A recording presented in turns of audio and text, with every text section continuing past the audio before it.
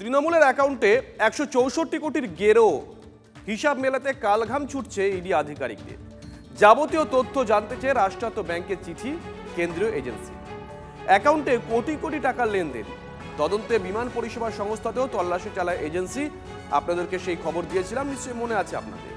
তৃণমূলের মোট 12টা অ্যাকাউন্টের মধ্যে 7টা সক্রিয় রয়েছে, যার মধ্যে 3টি ফ্রিজ করেছে ইডি।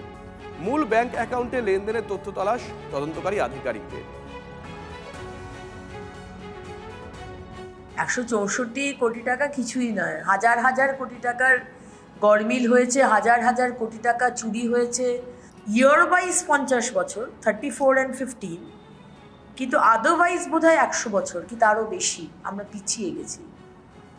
এই যে আমরা পিছিয়ে গেলাম, এইটা তো কোনো ইকোনমিক্স দিয়ে করা যাবে না। যেটা আমরা পিছিয়ে গেলাম তার ক্ষতিপূরণটা কে দেবে?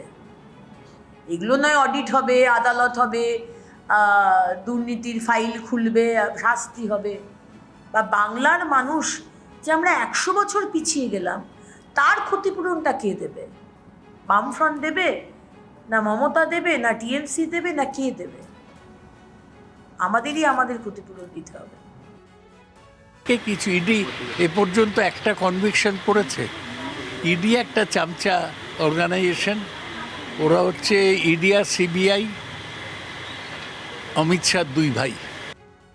ইডি তৃণমূল টাকা সবই শুনছি প্রতিদিন, কিন্তু তার গন্তব্যটা কি, শেষ কোথায় হবে আমরা কিছুই জানি না।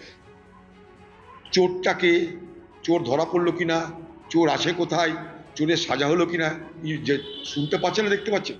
এই চোর ওইদিকে যাচ্ছে, ওই চোর এদিকে আসছে, চোরদের নিয়ে মহাভারত হচ্ছে। তো চোরেদের মহাভারতে আমাদের আর ইন্টারেস্ট